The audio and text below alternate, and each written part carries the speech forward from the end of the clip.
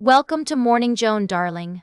I'm so glad you're joining me today for a healthy dose of celebrity gossip, fashion news, and all the latest from the world of entertainment.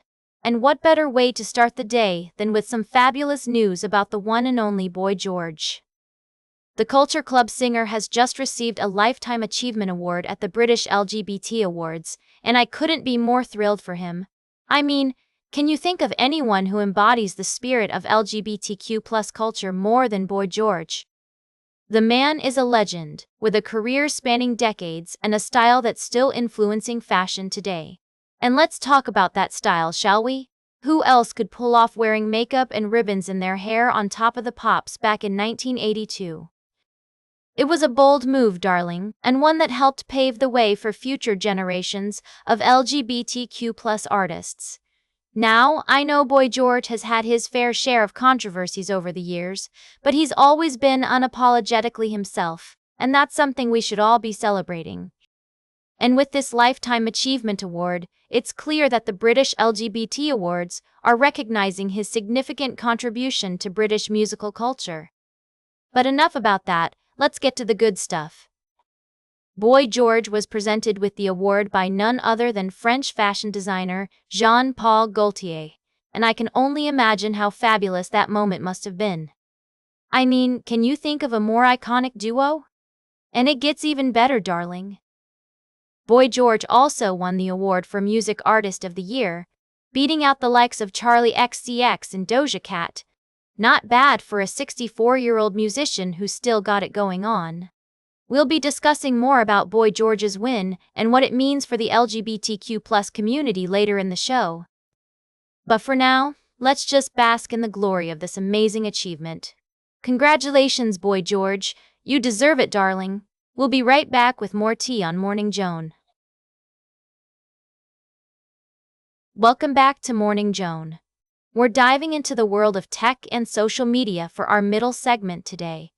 YouTube is taking small steps towards becoming a real podcast app, with new features rolling out to premium subscribers. A new on-the-go mode shifts the platform into an audio-first layout, complete with larger playback buttons, a still image in place of video, and a timeline showing video chapters.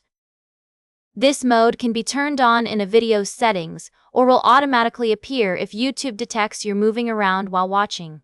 Additionally, YouTube is introducing an auto speed feature that adjusts playback speed based on the content and your preferred minimum speed.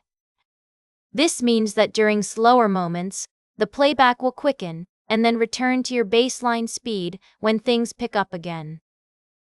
The platform is also expanding its Ask Music AI search feature to include podcasts, allowing you to ask for recommendations based on genre, activity, or creator using chatbot prompts.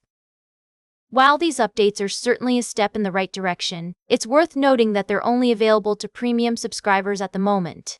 Nonetheless, it's exciting to see YouTube exploring new ways to enhance the podcast listening experience.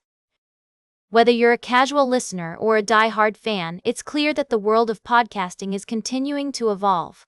So, what do you think about these updates? Are you a YouTube Premium subscriber looking forward to trying out these new features? Let us know on social media using the hashtag MorningJoan. Welcome back to Morning Joan, darlings. We're wrapping up the show with a dose of Hollywood glamour and a dash of superhero magic. I've got two juicy stories to share with you, so grab your coffee, sit back, and let's dive in. First up, have you heard about the new Spider-Man series, Spider-Noir? No, not that Spider-Man, sweethearts. This one is a black and white film noir-inspired take on our favorite web-slinger, and I am here for it. The talented Tom Holland isn't involved in this project, but Nicolas Cage is, and let's be real, that's all the excitement we need. The series has been released on Prime Video, and I've heard it's a game changer. The best part? You can watch it in traditional black and white, or in true hue, which is basically Technicolor on steroids. I mean, who doesn't love a good cinematic experience? And speaking of Spider-Man, Tom Holland himself has been making headlines with his hilarious title idea for the next Spider-Man film. Are you ready for this? He suggested Spider-Puberty. I know, it sounds ridiculous, but hear me out.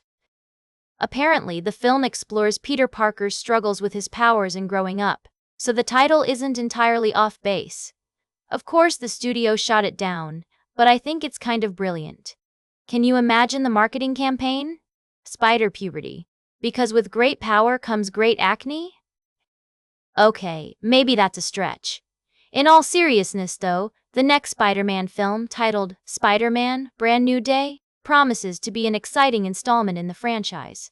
With Tom Holland at the helm and a focus on classic Spider-Man elements, I'm expecting big things. And who knows, maybe we'll even get a glimpse of Peter Parker's awkward teenage years, puberty and all. That's all for today's Morning Joan. Remember to like, share, and subscribe. And until next time, stay fabulous.